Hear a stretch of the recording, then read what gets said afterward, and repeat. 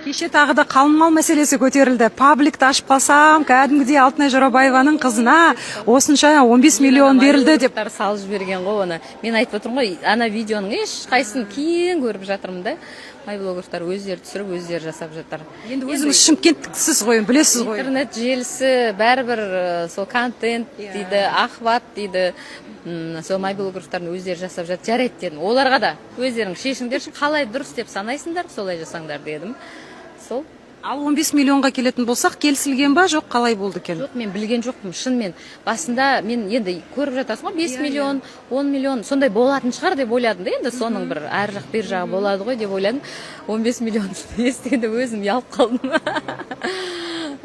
Мейлі енді. Енді көңіл ғой.